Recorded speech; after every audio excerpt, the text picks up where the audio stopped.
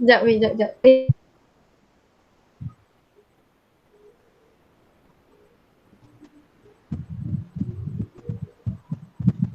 Bismillahirrahmanirrahim. Assalamualaikum warahmatullahi taala wabarakatuh. Pada hari ini, kumpulan kami ingin membentangkan luar subjek MPU 3362 Falsafah dan Pemikiran Islam. Tajuk pembentakan yang pensyarah kami, Ustazah Nur Saadah binti Din alias Muhammad Nasiruddin. Pertama sekali, kami ingin mengenalkan ahli kumpulan kami. Nama saya Haizanatul Najwa binti Muhammad Rizal, 19PB 02007. Nama saya Ainul Akila Aisyah binti Mak Daud, 19BB 02010. Nama saya Nurul Azwani binti Mak Daud, 19BB 02012. Nama saya Siti Nur Nazira binti Muhammad Hashim, 19BB 02013.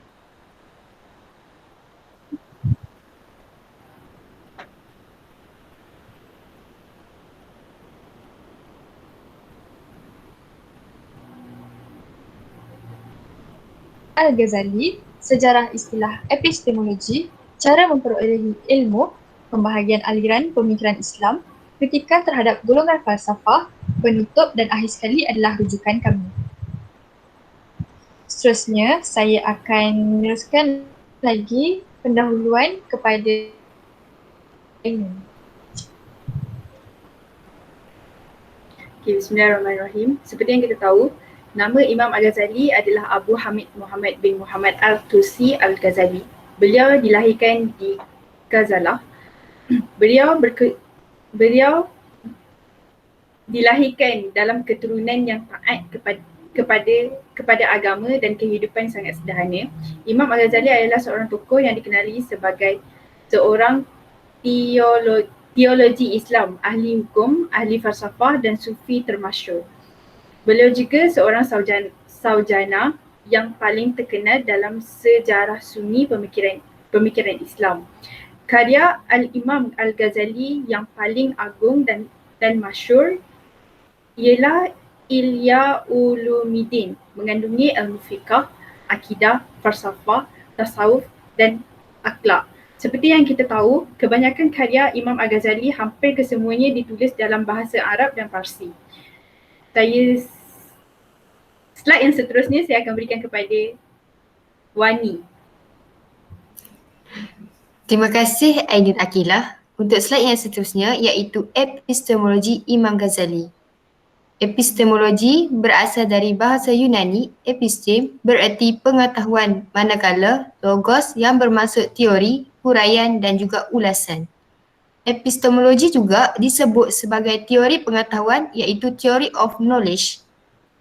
Dalam bahasa Arab, perkataan epistemologi diterjemahkan sebagai Nazariyah Al-Ma'rifah Imam Abdul Fatih Imam di dalam bukunya yang bertajuk Markailah Al-Falsafah menerangkan dua pengertian iaitu pengertian luas yang mengandungi seluruh perbahasan falsafah yang penting serta mempunyai hubungan dengan ilmu pengetahuan.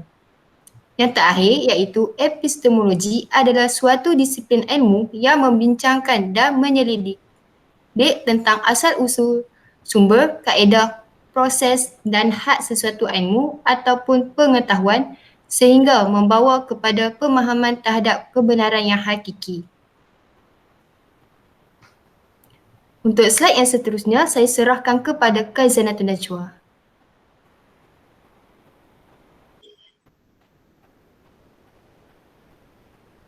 Terima kasih Azwani.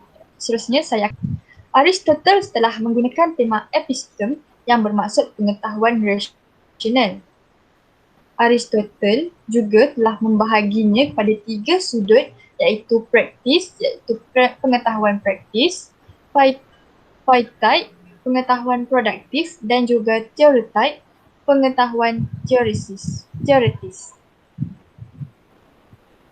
Istilah ini juga adalah persepsi konsep ilmu oleh ahli falsafah telah dimulakan dengan pemahaman tentang yang ada yang ditujukan kepada kosmos iaitu alam sebagai objek bagi yang ada sebagai sesuatu yang boleh memberi pemahaman falsafah mengenai kebenaran ilmu.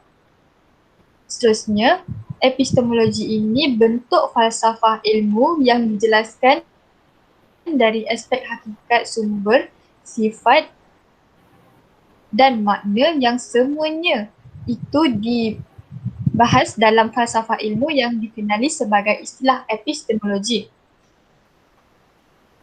Dengan hal yang demikian dapat diketahui bahawa epistemologi merupakan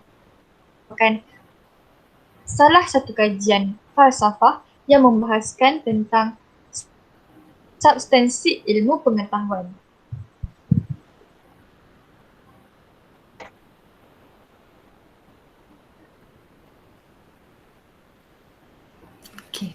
Terima kasih kajian Dato' Najwa. Untuk slide yang seterusnya iaitu cara memperolehi ilmu.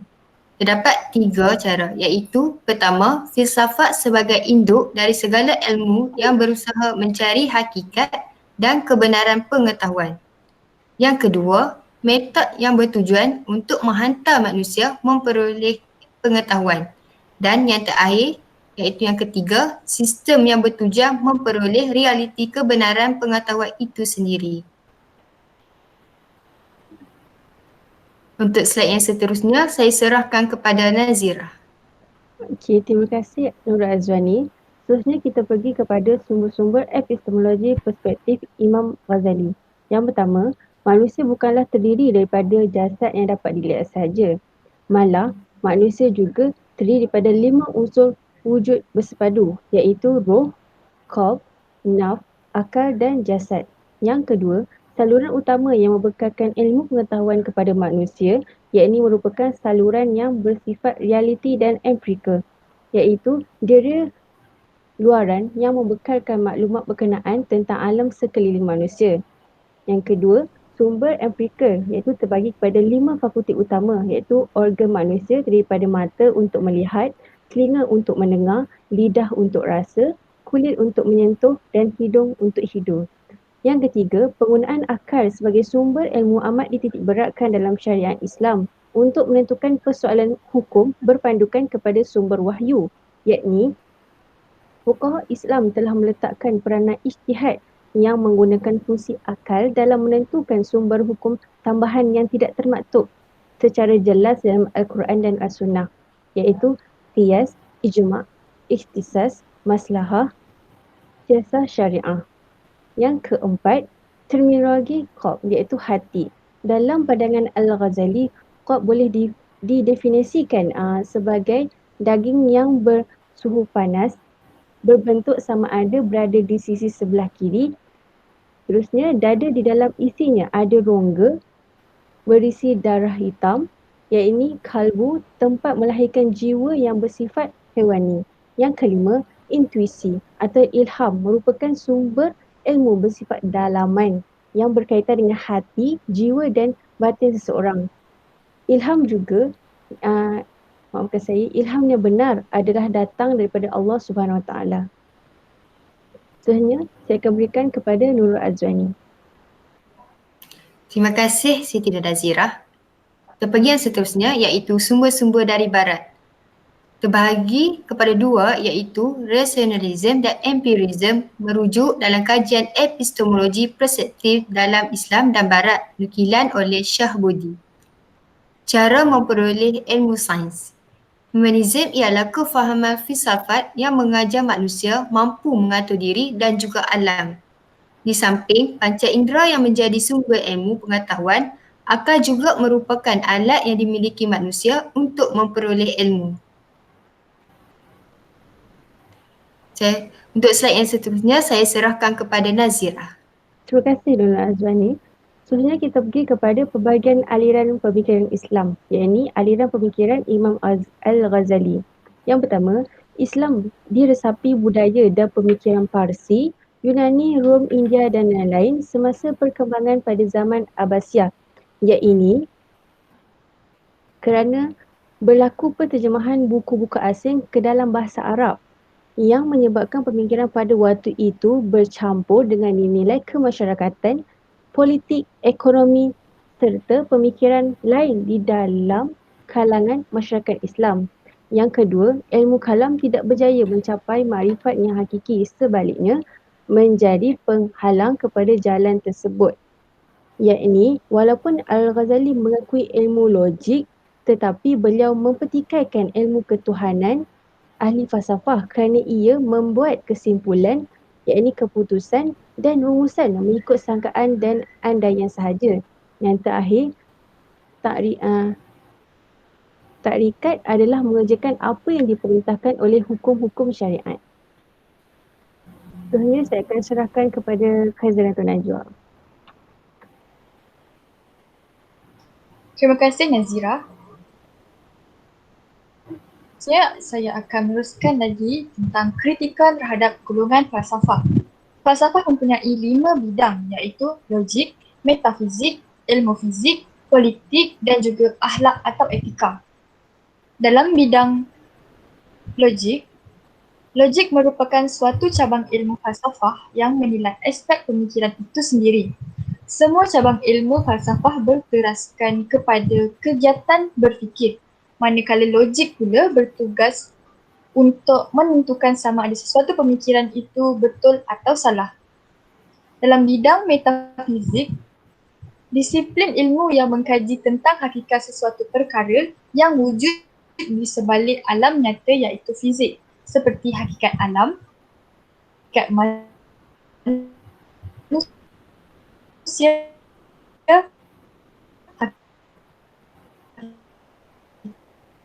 hakikat ketuhanan, hakikat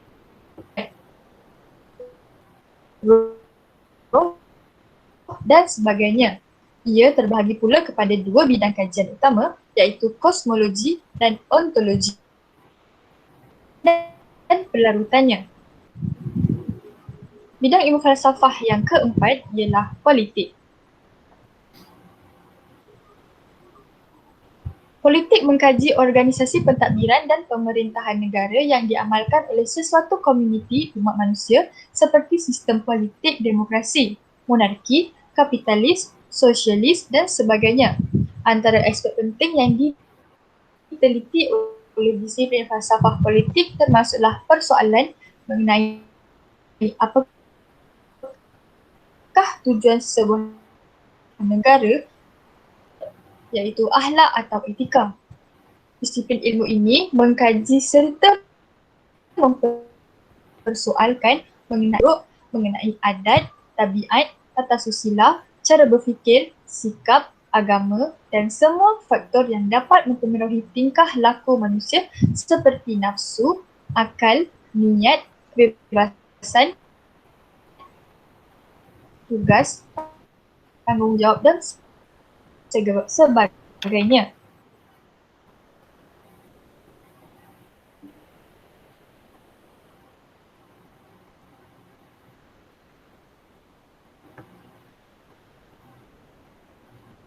Di sini saya simpulkan tentang kritikan terhadap falsafahnya secara lantang. Kritikan bagi elemen-elemen rasional dalam falsafah peripatetik.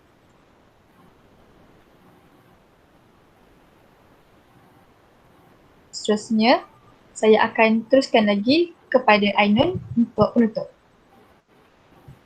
Terima kasih Khairatun Najwa. Secara kesimpulan, Imam Al-Ghazali adalah seorang daripada golongan agamawan yang bersikap terbuka, kreatif dan proaktif. Ilmu Imam Al-Ghazali sangat luas dalam pelbagai bidang ilmu pengetahuan, khususnya dalam bidang falsafah, usul, fiqh, ilmu kalam dan tasawuf. Kebanyakan karya-karyanya berkait rapat dengan falsafah. Selain itu, sebagai ahli sufi, beliau yakin bahawa tasawuf adalah salah satunya cara untuk mencapai kebenaran hakiki. Akhirnya, beliau menghabiskan kehidupan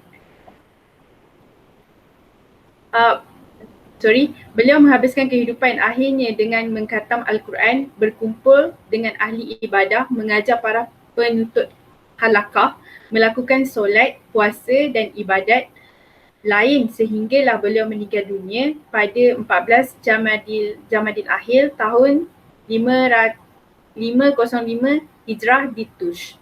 Ini sahajalah daripada kumpulan kami. Sekian, terima kasih.